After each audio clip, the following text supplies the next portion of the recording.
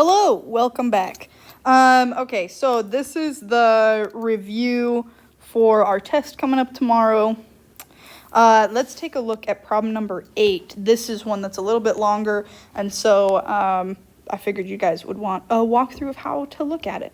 So first things first, here I am, number 8. One of the things that I'm noticing initially, because I think it's really easy to look at this big long equation and to get overwhelmed, one of the things that I'm looking at initially is, parentheses. I know I should probably take care of the parentheses very first. So it looks like we've got this -5 on the outside of the parentheses. One of the things that I see is that kids will be like, okay, yeah, I got to distribute, and they'll only distribute the 5, and they'll forget that it's a -5. So when we've got a minus sign out in front, we got to distribute this whole piece, the whole -5, everything. So if I distribute this, then I know -5 times 2 is -10. Plus -5 times 3x, okay, well that's actually going to be -15x. And I'll go ahead and drop everything else down that I haven't messed with yet. So there's 24 minus x and the -3x. All right, once again, people look at, okay, well, geez, now I've distributed. What do I do next? People look at this and get pretty overwhelmed. What I would recommend doing next is, all right, I'm going to pretend that this whole side doesn't exist for a second, and I'm only going to look at the other side. On this side, is there anything that I can combine? Is there anything that either has the same letter or is just a plain old number that I can combine? It appears to me that on this side, I've got something that ends in an x and something else that ends in an x, so I can combine them. So, right here, I've got, I shouldn't use that color again. Let me try again. Let's use this.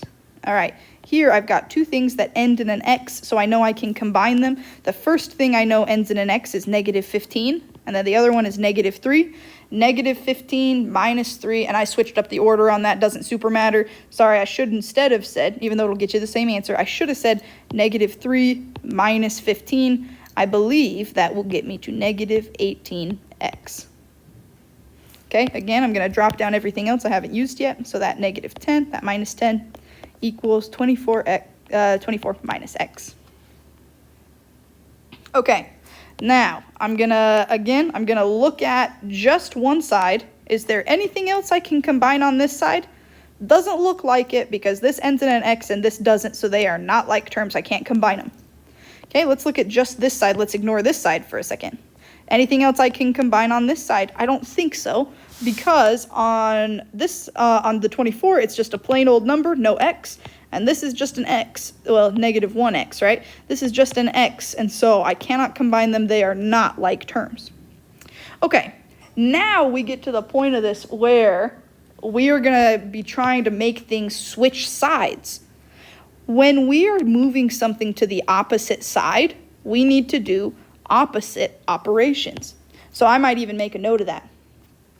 Same side, we do normal math. Same side is normal math. Just like right here, we had two x's on the same side. We did normal math to combine them. We had negative and we had minus, so we combined them in a normal way. When we're doing math on opposite sides, so opposite sides, we do opposite math. So when we have opposite sides, we do opposite math. So for example, let's say I want to move this -10 over to that side. You can see we're swapping sides. We're going from one side of the equal sign to the other side of the equal sign. So I'm going to do opposite math. What's the opposite of minusing 10? Adding 10. So I will add 10 to both sides. Again, it's both sides of the equal sign. Make sure you're doing math across the equal sign. If I look right here, those cancel because it's -10 plus 10, so I know that cancels. Okay, so it's going to be equal to 24 plus 10, which I believe gives me 34. I'm going to go ahead and drop down everything else that I haven't used yet. Alrighty, well now I've successfully gotten all of the numbers to be on one side. Unfortunately, I've still got this random x that I would like to go and be on the other side, because I want all of my x's on one side and all my numbers on the other side. So again, it seems like I'm trying to get this x from one side to the opposite side. If I'm going to the opposite side, I need to do opposite math. In other words, what's the opposite of minusing x? I believe it will be adding x. So let's add x to both sides.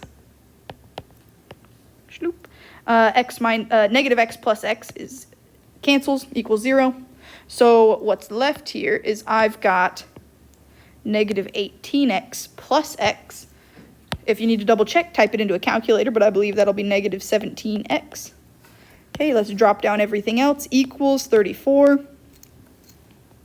Okay, now that we've got all of our x's on one side and all of our numbers on the other side, we are ready to get x all by itself. Meaning, what's happening right here between the x and the 17? Anytime I have a number and a variable and they are smushed together like I see right here, I'm going to times. What's happening there is timesing. What's the opposite of timesing? Dividing. Alrighty, so I'm going to go ahead and divide each side by negative 17. Remember, I can't do something on one side without doing it to the other. That's why I divided on this side as well. These cancel, they equal 1, so I'm left with just x. I should switch colors. Never mind. Okay, and then if you type this into a calculator or just know it in your head, you get negative 2 on that one. And we're done. I know I'm done when I get the x all by itself.